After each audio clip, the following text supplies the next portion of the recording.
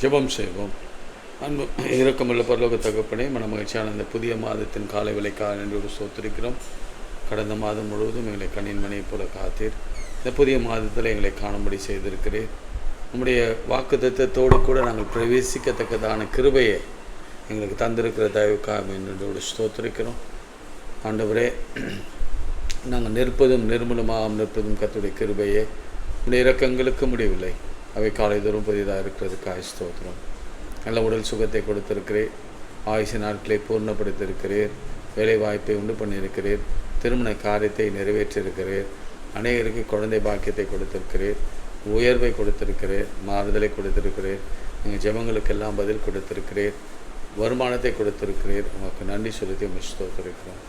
எங்கள் அவையங்கள் சீராக இயங்குறதுக்காக ஸ்தோத்திரம். பல வேளைகளில் வியாதிப்பட்டோம். அந்த வெயிலின் சீற்றத்தினாலே கர்த்தர் எங்களுக்கு துணையாய், அடைக்கலமாய், பலனாய், ஆபத்து காலத்தில் அனுகூலமான துணையாக இருந்ததுக்காக ஸ்தோத்திரம். இயேசுவின் நாமத்தில் செபிக்கிறோம் பிதாவே, ஆமென். என்னை உண்டாக்கிய என் தேவாதி தேவன் அவர் தூங்குவதும் இல்லை, உறங்குவதும் இல்லை. என்னை உண்டாக்கிய என் தேவாதி தேவன் அவர் தூங்குவதும் இல்லை, உறங்குவதும் இல்லை. என் மேல் அவர் கண்ணை வைத்து ஆலோசனை சொல்லுவார். சத்தியத்தின் பாதையிலே நித்தமும் நடத்துவார். என் மேல் அவர் கண்ணை வைத்து ஆலோசனை சொல்லுவார்.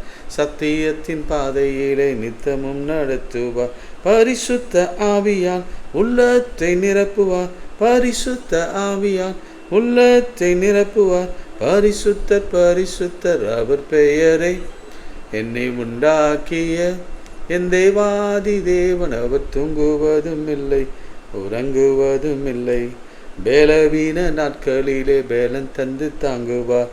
பலவித சோதனையில் ஜெயம் நமக்கு அளிப்பார். பலவீன நாட்களிலே பேலன் தந்து தாங்குவார். பலவித சோதனையில் ஜெயம் நமக்கு அளிப்பார். ஆபத்து காலத்தில் அரணான கோட்டையும், ஆபத்து காலத்தில் அரணான கோட்டையும், கேடகமும் துருகமும் பெலனவரை. என்னை உண்டாக்கிய என் தேவாதி தேவன் அவர் தூங்குவதும் இல்லை, உறங்குவதும் இல்லை. ஆவியான தேவனுக்கு ரூபம் ஒன்றும் இல்லையே, ரூபமில்லை ஆகையால் சுரூபம் ஒன்றும் இல்லையே. ஆவியான தேவனுக்கு ரூபம் ஒன்றும் இல்லையே, ரூபம் இல்லை ஆகையால் சொரூபம் ஒன்றும் இல்லையே. வாஞ்சையுள்ள ஆத்துமாவின் நீதயம் தன்னிலே, வாஞ்சையுள்ள ஆத்துமாவின் நீதயம் தன்னிலே, வார்த்தையாலே பேசுகின்ற ஆண்டவர் இவர். என்னை உண்டாக்கிய என் தேவாதி தேவன் அவர் தூங்குவதும் இல்லை, உறங்குவதும் இல்லை.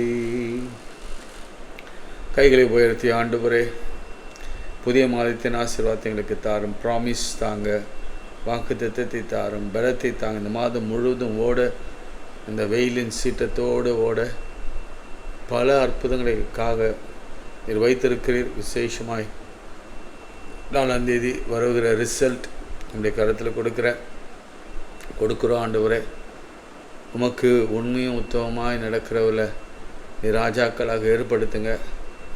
அனைத்து மாநிலங்கள், 4 மாநிலங்களிலும் கர்த்தர் உமக்குள்ளே தேர்ந்தெடுக்கப்பட்ட மக்களை தெரிவு செய்து அவர்களை அரசாட்சியில் அமர வைங்க. இப்பொழுதும் பலவீனங்கள் நிமித்தம் அநேகரை நான் பார்க்குறேன். விசேஷமாக சிஎம்சியில் அனுமதிக்கப்பட்டிருக்கிறவங்க, சிம்ஸில் அனுமதிக்கப்பட்டு அந்த சிகிச்சை பலனின்றி போனவங்க, ஆண்டவரே, பலவிதமான மருத்துவமனைகளுக்கு சென்று அங்கெல்லாம் ஒன்றும் கிடைக்காம, சுகம் கிடைக்காம, அதிக பணம் செலவழித்தோம், ஒன்றும் கிடைக்காமல் இருக்கிறவர்களை நான் பார்க்கிறேன். கேன்சர் உள்ளவங்கெல்லாம் அந்த ட்ரீட்மெண்ட்டுக்காக இந்த வெயில் காலத்தில் அலைந்து அவர்களுக்கு ஏற்படுகிற அந்த உபாதைகளை நான் பார்க்கிறேன். குழந்தை இல்லாதவருடைய கண்ணீரை பார்க்கிறேன். ஆண்டவரே, நீர் பார்க்கிறீர். விசேஷமாய் திருமணமாகாதவருடைய கண்ணீரை நீர் பார்க்கிறீர். அவங்களாம் ஜெபிக்க கேட்டிருக்கிறாங்க. வேலை இல்லாதவங்கள வேலைக்காக கேட்டிருக்கிறாங்க. இது பெரிய பெரிய கம்பெனியில் பெரிய பெரிய பதவியில் இருந்தவங்கெல்லாம் இப்போ வேலைக்கு அலைகிற ஒரு நேரத்தில் நாங்கள் இருக்கிறோம். அப்படிப்பட்டவர்களுக்கு நீர் உதவி செய்யுங்க ஆண்டவரே. வெளிநாட்டில் இருக்கிற எல்லா மக்களும் அந்த புதிய மாதத்தின் ஆசீர்வாதத்தை பெற்றுக்கொள்ளட்டும். திருமணமாக 36 வயதில் நம்முடைய பிள்ளைகள் கண்ணீரோடு நிற்கும் பொழுது கர்த்தர் உதவி செய்யுங்க. கனடா தேசத்தில் இருக்கிற அன்பு சகோதரிக்கு திருமணம் ஆகட்டும். இயேசுவின் நாமத்தினாலே பிரிந்திருக்கிற அந்த குடும்பங்களிலே கர்த்தர் இணைப்பை நீர் கொடுத்து அவளுக்கு சாதகமான ஒரு முடிவை நீர் உண்டு பண்ணுவீராக. எனக்காக ஜெபியுங்க ஐயா என்று கேட்டுக்குங்க.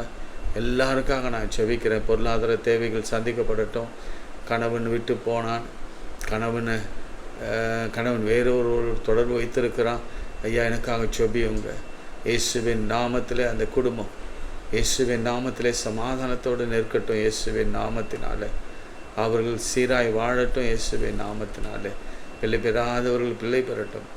ஆண்டவரே, சரீரத்தில் உச்சந்தலையிலேருந்து இருதயம், நுரையீரல், சிறுநீரகம், கால்கள், ஜீரண உறுப்புகள், ஆண்டவரே மந்தம், வயிற்று உபசம், ஆண்டவரே ஜீரணத்திலே காணப்படுகிற பிரச்சனைகள், கல்லீரல், மண்ணீரல், கொழுப்புகள் இயேசுவின் நாமத்திலே கரைந்தே போகட்டும். ஆன்ஜியோ செய்யப்பட்டு ஸ்டண்ட் வைக்கப்பட்டு இருக்கிற பிள்ளைகள், சர்ஜரி பண்ணப்பட்டு இருக்கிற பிள்ளைகளுக்கு பரிபூர்ண ஆரோக்கியத்தை கொடுத்து ஆசீர்வதிங்க. எல்லா துதியும் கனமகிமும் சொல்கிறோம். இயேசுவின் நாமத்தில் ஜெபிக்கிறோம் நல்ல பிதாவே, ஆமென். பிரியமானவர்களே, இந்த நாளினே வாக்குத்தத்தம் என்னன்னா, நான் நேற்றே சொன்னேன், அதனுடைய தொடர்ச்சி தான். நியாயாதிபதிகள் 15ஆம் அதிகாரம் 19ஆம் வசனம் வாசிக்கிற கவனிங்க. நியாயாதிபதிகள் 15ஆம் அதிகாரம் 19ஆம் வசனம். அப்பொழுது தேவன் லேகியில் உள்ள பள்ளத்தாக்கை பிளக்க பண்ணினார். ஆமென் சொல்லுங்க. லேகியில் உள்ள பள்ளத்தாக்கை பிளக்க பண்ணினார். ஆண்டவராலே செய்யக்கூடாத அதிசயமான காரியங்கள் ஒன்றும் இல்லை. பள்ளத்தாக்குகளிலே தண்ணீரே இருக்காது. அது வேலி, அது ஒரு மாதிரி. அந்த அந்த அந்த பள்ளத்தாக்கு என்பது என்னென்னா, அந்த மலை சூழப்பட்ட ஒரு இடத்துல ஒரு பள்ளம், அந்த இடத்திலே அவர் பிளக்க பண்ணினார். அதிலிருந்து தண்ணீர் ஓடி வந்தது. அவன் குடித்த போது அவன் உயிர் திரும்ப வந்தது. அவன் பிழைத்தான். இதெல்லாம் ஒவ்வொரு வார்த்தையும் எடுத்துக்கோங்க. அதிலிருந்து தண்ணீர் ஓடி வந்தது. வாழ்க்கையில் பள்ளத்தாக்குகளை போல வாழ்க்கை, பள்ளத்தாக்கிலே நடக்கிறது போல ஒரு சூழ்நிலை. ஆனால் ஆண்டவராக இயேசு கிறிஸ்துவின் பெயர் என்ன தெரியுமா? பள்ளத்தாக்கின் லீலி, புஷ்பம். அவர் அங்கேயும் இருக்கிறார். அங்கிருந்து ஓடி வந்து உங்களை தேடி வார்த்தைகளும் வாழ்க்கைகளும் வசதிகளும் இயேசுவின் நாமத்தில் தேடி வரும். வேலை வாய்ப்புகள் தேடி வரும். ஏன்னா ஆண்டவர் பிளக்க பண்ணிட்டார். பிளக்க பண்ணினதுனால அது நடக்காத ஒரு காரியம். அதை பிளக்க பண்ணினார். அவன் உயிர் திரும்ப வந்தது. பிரியமானவர்களே, நல்லா கவனிங்க. இதனுடைய கான்டெக்ஸ்ட் நான் உங்களுக்கு பின்னாடி சொல்கிறேன். அவன் உயிர் திரும்ப வந்தது. இந்த வார்த்தையில் இருக்கிற வாக்குத்தத்தத்தை மாத்திரம் உங்களை எடுத்துக்கொள்ளுங்க. ஐயோ, ஜீவன் போகிற மாதிரி இருக்கு, இந்த வெயில் என்னால் முடியலைங்க, தலை கிருகிருன்னு வருது, என்னமோ தெரியல, நெஞ்சு படக்குது, என்னமோ தெரியல, என் கால்கள் கைகள் வீங்கி இருக்கிறது, என்னமோ தெரியல, இருதயம் வலிக்கிறது அப்படின்னா நீங்கள் கவலைப்பட வேண்டி வேண்டாம். கர்த்தர் சொல்லுகிறார், அவன் உயிர் அதை குடித்த பொழுது அவன் உயிர் திரும்ப வந்தது. ஆமென் சொல்லுங்க. அவன் பிழைத்தான். இந்த வார்த்தையை அடிக்கோடிட்டு கொள்ளுங்க. எப்பொழுதுமே அவன் பிழைத்தான் என்ற வார்த்தை திருமறையில் அடிக்கடி வருகிற ஒரு வார்த்தை. அவன் பிழைத்தான். உன் வேலைக்காரன், உன் மகன் பிழைத்திருக்கிறான். லாசரு உயிர் மரித்தாலும் அவன் பிழைப்பான். இல்லை, இந்த பிழைப்பான் என்ற வார்த்தை திரும்ப சொல்கிற, உன் ஆத்துமா வாழ்வதைப் போல நீ எல்லாவற்றிலும் வாழ்ந்து நீ சுகமாக இருப்பாய். ஆனபடியால் அதற்கு என்னக்கோரி என்று பேரிட்டான். என்னக்கோரி என்று பேரிட்டான். இந்த வார்த்தைகளெல்லாம் உன் பிள்ளைகளுக்கு சொல்லிக் கொடுங்க என்று பேரிட்டான். அது இந்நாள் வரைக்கும் லேகியில் இருக்கிறது. அவன் பெலிஸ்தரின் நாட்களில் இஸ்ரவேலை 20 வருஷம் நியாயம் விசாரித்தான். இப்போ கான்டெக்ஸ்ட் சொல்கிறேன். இது சாம்சன் பற்றிய ஒரு நிகழ்ச்சி. சாம்சன் 15ஆம் அதிகாரத்தில் சிம்சோன் உடனே அவன் ஒரு கழுதையின் பச்சை தாடி எலும்பை கண்டு அதை கையை நீட்டி அதை எடுத்து அதனாலே 1000 பேரை கொண்டு போட்டான். அப்போது சிம்சோன் கழுதையின் தாடை எலும்பினால் குவியலாக பட்டு கிடக்கிறார்கள். கழுதையின் தாடி எலும்பினாலே 1000 பேரை கொன்றான் என்றான். அப்படியே சொல்லி தீர்ந்த பின்பு தன் கையில் இருந்த தாடி எலும்பை எறிந்துவிட்டு அவ்விடத்திற்கு ராமாத் லேகி என்று பெயரிட்டான். இப்போ தான் முக்கியமான ஒரு செய்தி வருது, நல்ல கவனிங்க. இன்னைக்கு நாம் இந்த புதிய மாதத்தில் அல்லது இந்த பழைய மாதங்களில் நாம் சொல்லி கொண்டிருக்கிற செய்தி, நாம் சொல்லி கொண்டிருக்கிற நம்முடைய வார்த்தை, ஆவியானவர் நமக்கு முன்பாக இதை கொடுக்க விரும்புகிறார். என்ன தெரியுமா? அவன் மிகவும் தாகம் அடைந்து, வெயில் காலம்னாவே இந்த தாகம் இருக்கும். அவனுக்கு என்ன தாகம்? பயங்கரமான எக்ஸாஷன். 1000 பேரை கொன்றவன், அவ்வளவு தாகம் அவனுக்கு. தாகம் எடுத்தது. கர்த்தரை நோக்கி, தேவரீர் உமது அடியேன் கையினாலே இந்த பெரிய இரட்சிப்பை கட்டளையிட்டிருக்க, இப்பொழுதும் நான் தாகத்தினாலே செத்து விருத்த சேதனம் இல்லாதவர்களின் கையில் விழ வேண்டுமோ என்றான். ஜெபம். நேற்று ஒரு ஜெபத்தை பார்த்தோம், எலியாவின் ஜெபம். என்னை கேட்டருளும் என்ற ஒரு ஜெபம். இன்றைக்கு சாம்சனுடைய ஜெபம், இவனாலே நான் சாகணுமா? விருத்த சேதனம் இல்லாத இவனாலே நான் சாகணுமா?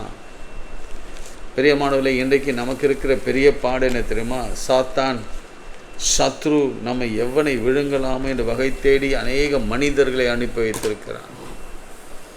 இந்த ஆளால் நான் சாகணுமா? இவன் எனக்கு கொடுக்குற ஃப்ரஸ்ட்ரேஷனால் நான் சாகணுமா? கடத்தினாலே நான் சாகணுமா? வேலை இல்லாதனாலே நான் சாகணுமா? கல்யாணம் ஆகாதனால நான் சாகணுமா? குழந்தை இல்லாதனால சாகணுமா?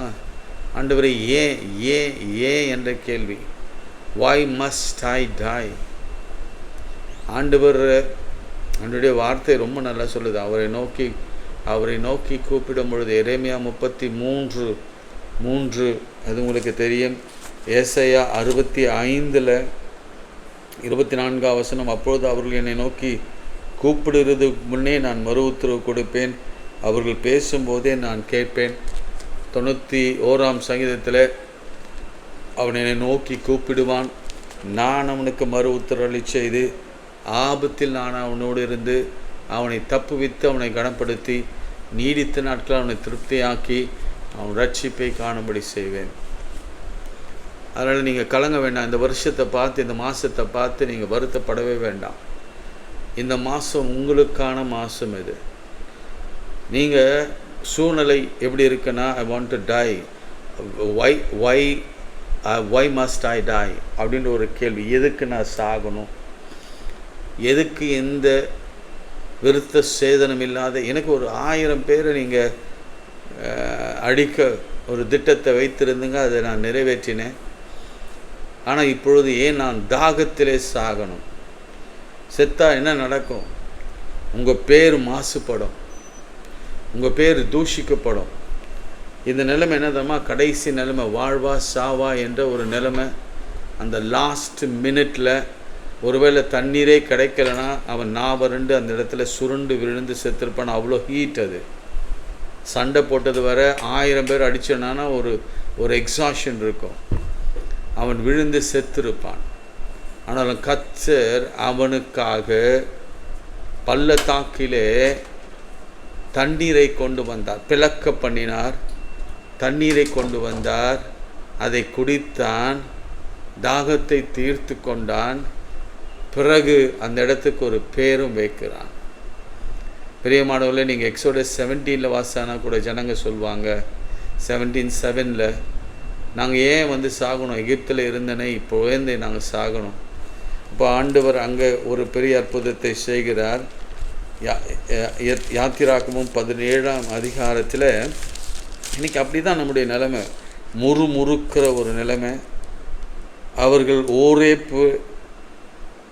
ஓரேப்பிலே நான் அவளுக்கு முன்பாக கண்மலையில் மேல் நிற்பேன், நீ அந்த கண்மலையை அடி, அப்பொழுது ஜனங்கள் குடிக்க அதிலிருந்து தண்ணீர் புறப்படும் என்றான். அப்படியே மோசே இஸ்ரவேலுக்கு கண்களுக்கு முன்பாக செய்தான். இதனால் புத்திரர் வாதாடு நிமித்தமாக கர்த்தர் எங்கள் நடுவே இருக்கிறாரா இல்லையா என்று அவர்கள் கர்த்தரை பரீட்சித்து பார்த்தது நிமித்தம் அந்த ஸ்தலத்திற்கு மாசா மேரிபா என்று பெயரிடப்பட்டது. அதுக்கு முந்தி அவங்க சொன்ன வார்த்தையை நான் கவனித்து உங்களுக்கு சொல்ல விரும்புகிறேன். அவங்க என்ன செய்கிறாங்கன்னா, ஜனங்கள் அவரிடத்தில் தண்ணீர் தவணமாக இருந்தபடியால் அவர்கள் மோசேக்கு விரோதமாய் முறுமுறுத்து, நீங்கள் எங்கள் பிள்ளைகளை, எங்கள் ஆடு மாடுகளை தண்ணீர் தவணத்தினாலே கொண்டு போட எங்களை எகிப்திலிருந்து கொண்டு வந்தீர் என்றார். மோசே அந்த கர்த்தரை நோக்கி கூப்பிட்டு, இந்த ஜனங்களுக்கு நான் என்ன செய்வேன், இவர்கள் என்மேல் கல்லெறிய பார்க்கிறார்கள் என்றார். அப்போது கர்த்தர் மோசையை நோக்கி, இஸ்ரவேல் புத்திரரை சில பேர் உன்னோடு கூட்டிக் கொண்டு நீ நதியை அடித்து அதே கோலையும் கையில் பிடித்து கொண்டு ஜனங்களுக்கு முன்பாக நடந்து போ, கண்மலையை அடி, தண்ணீர் புறப்பட்டு வரும். அந்த இடத்துக்கு மாசா மேரிபா என்று பெயரிடப்பட்டது. பிரியமானவர்களே, முறுமுறுப்பு இருக்கத்தான் செய்யும் இது. ஆனால் மோசே ஜெபித்தான், கண்மலையிலே தண்ணீர் வந்தது. சாம்சன் ஜெபித்தான், பள்ளத்தாக்கிலே தண்ணீர் வந்தது, திறந்தது. ஆமென், திறந்தது. அவன் தாகம் தீர்க்கப்பட்டது. அதுக்கப்புறம் 20 வருஷம் அவன் நியாயம் விசாரித்தான். சாக வேண்டியவன் எத்தனை வருஷம் வாழ்ந்தான்? 20 வருஷம் வாழ்ந்தான். பிரியமானவர்களே, இந்த மாதம் உங்களுக்கு வருகிற வாக்குத்தத்தமே அதுதான். பள்ளத்தாக்குகள் உங்களுக்காக திறக்கப்படும், உங்களுக்காக கண்மலைகள் திறக்கப்படும். கண்மலையின் வெடிப்பிலிருந்து உங்களுக்காக நீர் புறப்பட்டு வரும். கர்த்தரே அந்த கண்மலை, ஆண்டவர் இயேசு கிறிஸ்துவே அந்த கண்மலை, கிறிஸ்துவே அந்த கண்மலை. அவர் தான் ஜீவ நீர் ஊற்று என்று சொன்னார். நீங்கள் வெளிப்படுத்தின விசேஷம்லாம் நீங்கள் வாசினா உங்களுக்கு தெரியும். அங்கே அவர் சொல்வார், அங்கே இந்த வாக்குத்தத்தத்தை உங்களுக்கு நான் சொல்லிவிட்டு நான் ஜெபிக்க விரும்புகிறேன். வெளிப்படுத்தின விசேஷம், அங்கே அழுகை இல்லை, அங்கே புலம்பல் இல்லை, அங்கே வெயிலாகிலும் நிலவாகிலும் உங்களை சேதப்படுத்துவதும் இல்லை, ஆட்டுக்குட்டியானவர் தாமே உங்கள் மேய்த்து. அந்த வசனத்தை நான் வாசித்துறேன், நல்லா கவனிங்க. இந்த மாதத்தின் வாக்குத்தத்தம் எடுத்துக்கொள்ளுங்க. அவருடைய கண்ணீர் யாவையும் தேவன் துடைப்பார். இனி மரணமும் இல்லை, துக்கமும் இல்லை, அழுதும் இல்லை, வருத்தம் இல்லை, முந்தினவைகள் ஒழிந்து போயின என்று விளம்பினது. சிங்காசனத்தின் மேல் வீற்றிருக்கிறவர் இதோ சகலத்தையும் புதிதாக்குகிறேன் என்றார். பின்னும் அவர் இந்த வசனங்களை சத்தியம் உண்மையும் உள்ளவைகள் இவளை எழுது என்றார். அப்படியே ஜெயம் கொள்ளுகிறவன் எல்லாவற்றையும் சுதந்திரித்து கொள்வான். நான் அவன் தேவனாக இருப்பேன், அவன் என் குமாரனாக இருப்பான். ஆமென் சொல்லுங்க. அவன் என் குமாரனாக இருப்பான். நல்ல ஒரு வார்த்தை எனக்கு கொடுத்துருக்கிறார். நிச்சயமாக சொல்கிறேன், நான் எதிர்பார்க்கவே இல்லை. இந்த வார்த்தைகள்லாம் எனக்கு வரும் நான் எதிர்பார்க்கவே இல்லை. இந்த வார்த்தைகள்லாம் நான் ஆமேன் என்று நான் எடுத்துக்கொள்கிறேன். நீங்களும் என்னோடு கூட, நான் இப்படி தான் சாம்சன் மாதிரி என் வாழ்க்கையில் தவணமாக இருக்கிறேன், தாகத்தோடு இருக்கிறேன், வேதனையோடு இருக்கிறேன். அடுத்த நேரத்தை பற்றி எனக்கு ஒரு நம்பிக்கை இல்லாத ஒரு நிலையில் இருக்கிறேன். எப்படி இஸ்ரேல் மக்கள் இருந்தாங்களோ அப்படி, அவர் பிள்ளைகள் இருந்தாங்களோ அப்படி தான் என் வாழ்க்கையமான. கர்த்தர் அவராலே செய்யக்கூடாத அதிசயமான காரியங்கள் ஒன்றுமில்லை. இந்த லாஸ்ட் மினிட்டில் தான் ஆண்டவர் கண்மலையை திறப்பார். வெரி லாஸ்ட் மினிட்டு தான் பள்ளத்தாக்கிலே தண்ணீரை கொண்டு வருவார். நீங்கள் காற்றை காண மாட்டீர்கள், மழையை காண மாட்டீர்கள், ஆனால் கர்த்தர் எங்கிருந்தோ தண்ணீரை கொண்டு வந்து உங்கள் பள்ளத்தாக்குகளில் நிரப்புவார். கண்களை மூடி நாம் ஜெபிப்போம். ஆண்டவரே, இந்த மாதத்துக்காக நன்றியோடு ஸ்தோத்திரிக்கிறோம். இந்த மாதத்திலே வருகிற ஆசீர்வாதங்களுக்காய் ஸ்தோத்திரம், வாக்குத்தத்தங்களுக்காய் ஸ்தோத்திரம். விசேஷமாய் வருகிற வருமானங்களுக்காக ஸ்தோத்திரம். முதலாவது உமக்கென்று கொடுத்து அதன் பிறகு எங்களுக்காக நீங்கள் எடுத்துக்கொள்ள கிருபை தாரும். அது மாத்திரமல்ல, இந்த மாதத்தில் பிள்ளைகளுக்கு இருக்கிற எல்லா தேவைகளையும் நிறைவேற்றி குறைவுகள் இல்லாத வாழ்க்கையை தான் 12 கோடி மீதி எடுத்ததை போல இவர்கள் மீதம் எடுக்கிற நாட்களாக இருக்கட்டும். இந்த மாதம் அநேகருடைய வாழ்க்கையிலே அநேக அற்புதங்கள் நடக்கட்டும். நீட்டில் பிள்ளைகள் தேர்ச்சி பெற்று படிக்க போகட்டும். MBBS வீடு வாங்குறவங்க வீடு வாங்கட்டும். வேலைக்கு போகிறவங்க வேலைக்கு போகட்டும். திருமண காரியங்கள் நடக்கிறவங்க திருமண காரியங்கள் நடத்தட்டும். குழந்தைக்கான வாசல்களை திறந்து கொடுப்பீங்க. ஏன்னா அடைப்பட்டிருக்கிறத திறக்கிறவங்க நீங்கள். கண்மலையின் வெடிப்புகளை திறக்கிறவங்க நீங்கள். கண்மலையோடு கூட பேசும்பொழுது அது தண்ணீரை உண்டு பண்ணுகிறவங்க நீங்கள். தடாகத்திலே தண்ணீரை உண்டு பண்ணுகிறவங்க. அதனால் உங்களால் செய்யக்கூட அதிசயமான காரியங்கள் ஒன்றும் இல்லை. ஆண்டவரே, இந்த காலை தியானத்தை ஆசீர்வதிங்க. நிறைய இடையூறுகள் உண்டு, நிறைய பிரச்சனைகள் உண்டு. நிறைய இந்த இன்ஃப்ராஸ்ட்ரக்சர் இல்லை, ஸ்டூடியோ இல்லை, மைக் இல்லை, ஸ்டாண்ட் இல்லை, இப்படிப்பட்ட பல தேவைகளோடு ஆண்டவரே இந்த ஊழியம் தொடர்ந்து நடைபெற்று வருகிறதுக்காக ஸ்தோத்திரிக்கிறோம். இதுக்கு உதவி செய்கிற அநேகரை எழுப்பியிருக்கிறீங்க. அந்த குடும்பங்கள் எல்லாவற்றையும் கர்த்தர் ஆசீர்வதிங்க. நீங்கள் 2 காசு கொடுத்தவங்களுக்கு அதிக ஆசீர்வாதத்தை கொடுத்தவர். அந்த ஒரு கலசம் தண்ணீர் கொடுத்ததுக்கே திரும்ப கொடுத்தவர். கர்த்தர் உடைய பிள்ளைகள் எவ்வளவு கொடுத்தாங்களோ அதற்கு 1,00,000 மடங்கு திரும்ப கொடுத்து ஆசீர்வதிங்க. இனம் கொடுக்கிறவர்களை முன்வந்து கொடுக்கிற கிருபை தாங்க. தேவைகள் அனைத்தையும் சந்திங்க.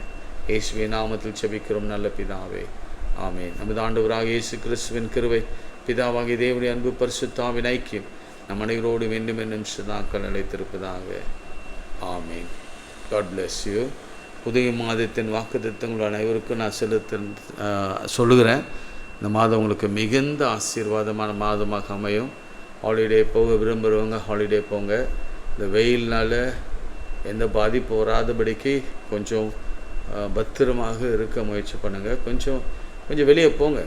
இந்த மந்த் கொஞ்சம் ட்ரெஸ்ட்டு கொஞ்சம் வெளியில் பஸ் பண்ணுறதுக்காக அட்லீஸ்ட் இங்கே பக்கத்தில் இருக்கிற இடங்களாவது போயிட்டு கொஞ்சம் வெளியில் தங்கி குடும்பத்தோடு இந்த வீட்டு இந்த சூழ்நிலையெல்லாம் மறந்து கொஞ்சம் வெளியில் இருந்துட்டு ஜஸ்ட்டு இங்கே ரொம்ப கிட்ட தான் பக்கத்தில் இருக்கிற ரெசார்ட்டோ அல்லது எங்கேயோ ஒரு குளுமையான இடங்களுக்கோ சென்று நீங்கள் இருந்துட்டு வாங்க. உங்கள் வருமானத்துக்கு ஏற்ற விதமாய் ரொம்ப செலவும் செய்யாமல் பக்கத்திலே இருக்கிற இடங்களில் போயிட்டு தங்கிட்டு நல்ல அந்த குளிர் அந்த அந்த அந்த புதிய சூழ்நிலை இயற்கை இதெல்லாம் அனுபவித்து விட்டு வாங்க. கர்த்தர் உங்களோடு இருந்து உங்களை ஆசீர்வதிப்பார். ஆமென்.